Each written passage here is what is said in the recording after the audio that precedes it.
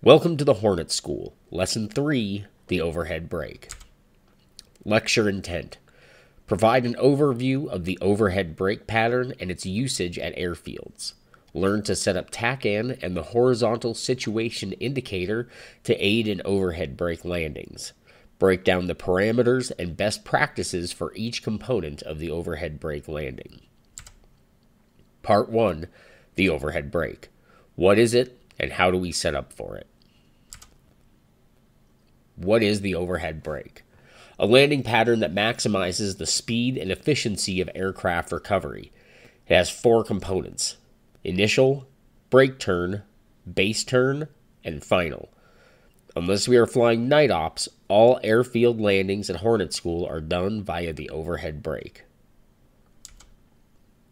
Configuring TACAN.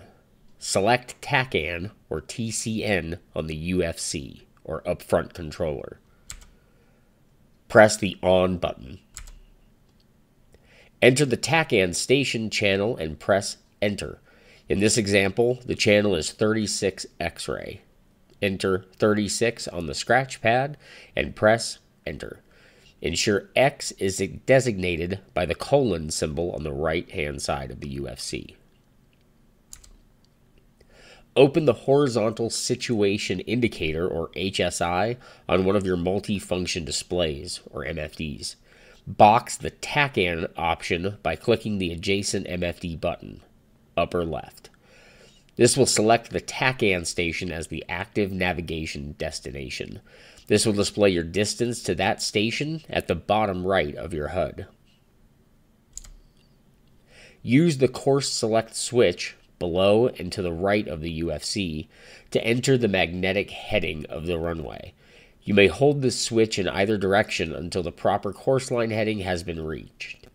Recommended: hold the course switch for approximately 1 second and the C-cell option will appear in the UFC. Manually enter the magnetic runway heading on the scratch pad and press Enter to commit.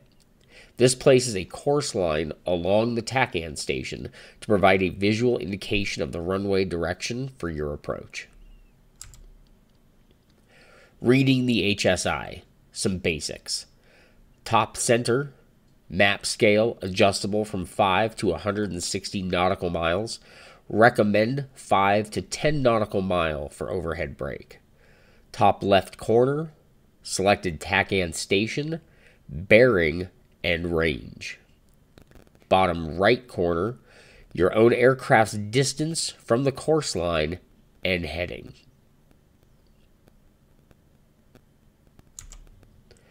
Overhead brake pattern overview. On initial, 350 knots, 1200 feet. Throttle idle, extend speed brake, bank left, and pull aft stick, targeting 1% of speed in G, or roughly 2.5 G sustained. Maintain pattern altitude while turning 1200 feet.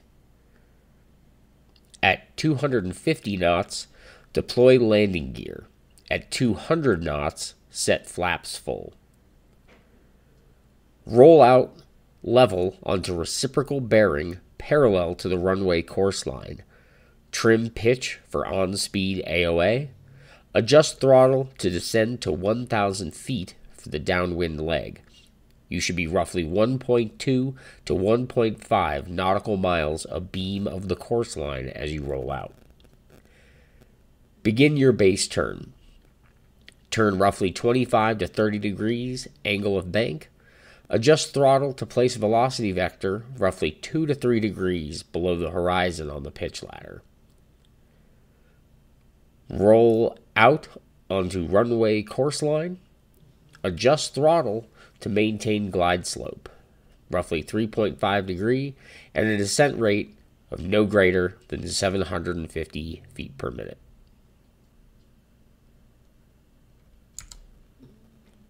Part 2. Practical. Let's step through it. On initial. At approximately a 3 nautical mile distance from the runway, position your aircraft roughly 0.1 to 0.2 nautical miles to the side of the runway opposite from the pattern. i.e., if you're doing a left overhead brake, then line up 0.1 to 0.2 nautical miles to the right of the runway. Maintain airspeed 350 knots. Maintain altitude 1,200 feet. Entering the brake. When you reach the far end of the runway, set throttle to idle, extend your speed brake. Roll and pull aft, stick targeting roughly 1% of speed in G or 2.5 Gs sustained.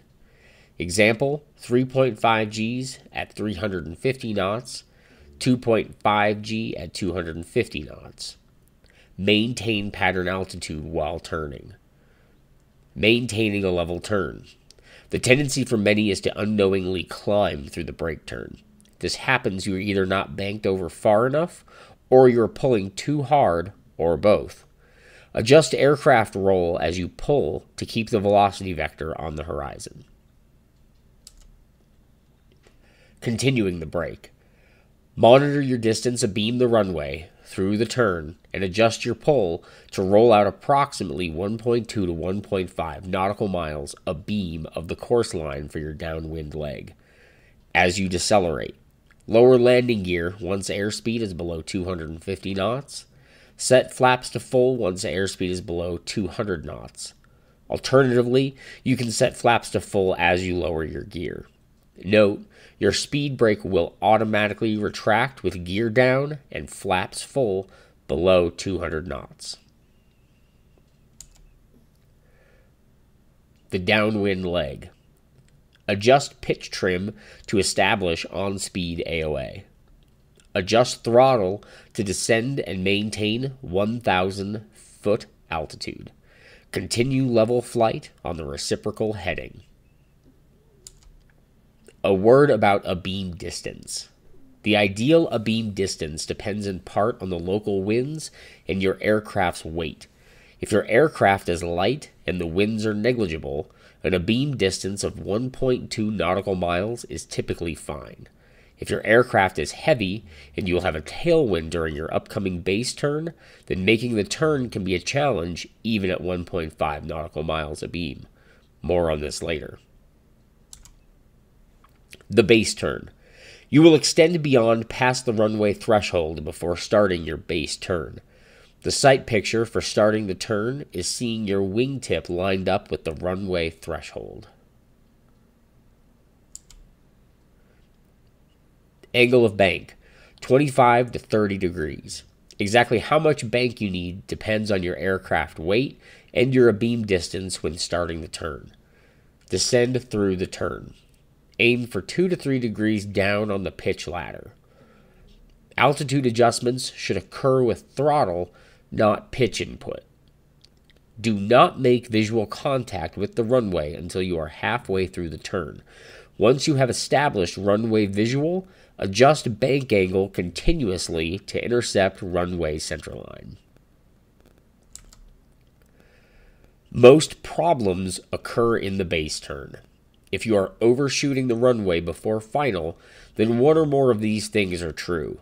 Your aircraft is too heavy, you lined up too close abeam before starting your turn, you did not descend enough in the turn, you did not bank over far enough.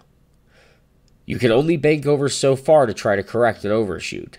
Remember, the more you bank, the faster you must go to maintain lift. The faster you go, the more your flaps will automatically raise, meaning you need to go faster still to maintain lift. When taken to extremes, this leads to a kind feedback loop where your turn rate increases as you bank, but so does your turn radius as you speed up. You are essentially out of control, but you are still going to overshoot. In summary, the base turn is difficult and requires a lot of practice to do well. But remember, 95% of a successful base turn occurs before the turn even begins. Think about the wind and your aircraft weight. Dump fuel while inbound to the airfield if needed. Then tune your abeam distance accordingly. Give yourself space to make the turn. Be at the correct altitude so you can descend through the turn. This means your airspeed is slower and thus your turn radius is tighter. Final approach. At this point, you are on a straight-in approach. Monitor and adjust. On-speed AOA, adjust trim. Line up with centerline, adjust roll. Descent rate, adjust throttle. Below 750 feet per minute. See Lesson 2 for more details if necessary. Do not flare, pull aft stick for touchdown. The aircraft will touch down at the correct attitude if you are on speed AOA. Just let it happen. Touchdown. Once the rear wheels have touched down, reduce power to idle, extend speed brake, use rudder to maintain centerline. As the nose wheel gear touches down, use toe brakes to decelerate the aircraft. Advance throttles just off idle and then back to idle. This resets it from flight idle at 70% RPM to ground idle at 65% RPM. This will help decelerate your aircraft. Engage nose wheel steering for directional control below 60 to 70 knots as rudders become less aerodynamically effective. Some notes.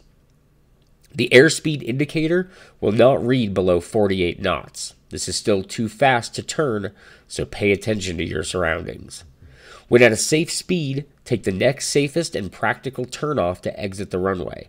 Remember to retract your speed brake before exiting the runway. Make a radio call to report clear of the runway. For example, Sanaki traffic, 415, clear of the active, taxiing to parking, Sanaki. That's it for Lesson 3. Click on the link below on the right-hand side of the screen to go with our mentor ride-along for everything you've learned in this lecture. Thanks for watching.